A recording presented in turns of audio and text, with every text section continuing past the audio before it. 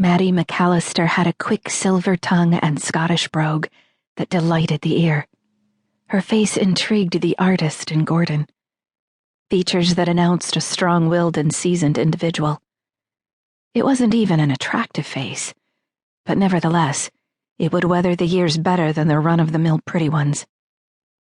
Her wide mouth, with its asymmetrical upper lip, indicated both a whimsical and a passionate nature.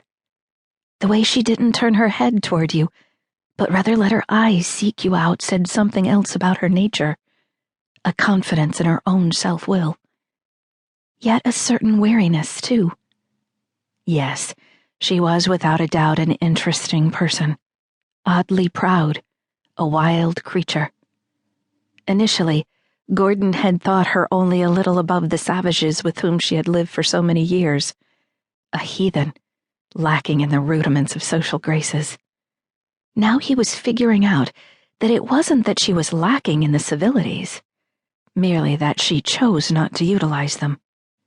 Yes, she was definitely an interesting and quaint little character, he thought, recalling how during the night his hand had accidentally brushed the knife strapped to her thigh beneath her skirt.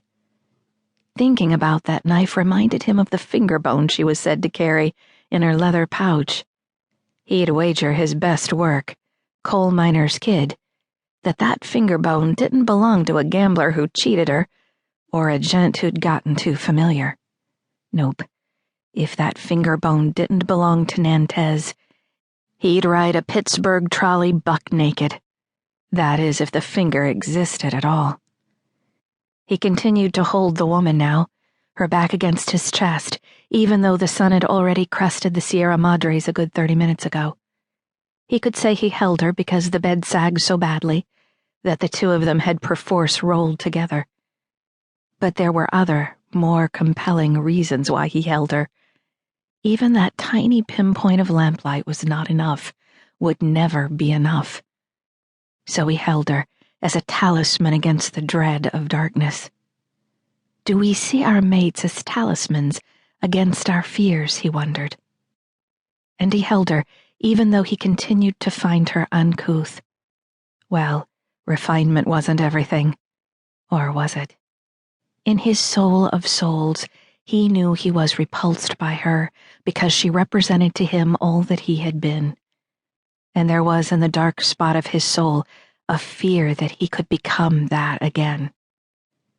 It had been so damn long since he held a woman, much less Diana. There had always been only Diana for him, from the moment he had first seen her. She and her mother had been standing before his portrait of an urchin whose face was covered with coal mine soot.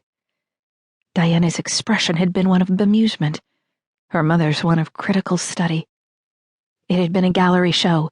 Pittsburgh's Brighton Gallery had been highlighting him as an up-and-coming artist, as well as pushing an established artist who hadn't sold recently, and a money-making artist who in the past had withheld some of his paintings. The theme was Pennsylvania people. He had been as nervous as a miner whose candle has gone out. At last, Diana's mother had nodded her head and pronounced the portrait excellent. The artist shows great promise. Thus, the tough kid from West Virginia had found a patron in the Arts Society of Mrs. Harold Ashley, and eventually, almost 2 years later, a wife in her lovely and refined daughter, Diana.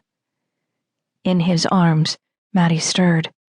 Strands of her snarled hair enmeshed itself with the cold black hair matting his chest and forearms. What time?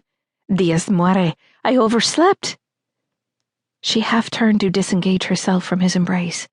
The startled look in her eyes told him she had been unaware of where she was. You slept deeply. You needed it. At that moment, she reminded him of the urchin he had painted. A wild, rebellious, and lost child. Determination looked out of eyes that mirrored an old soul, an utter contrast to the childlike body that was slight but all lean muscle. Those eyes were deep enough to absorb a man.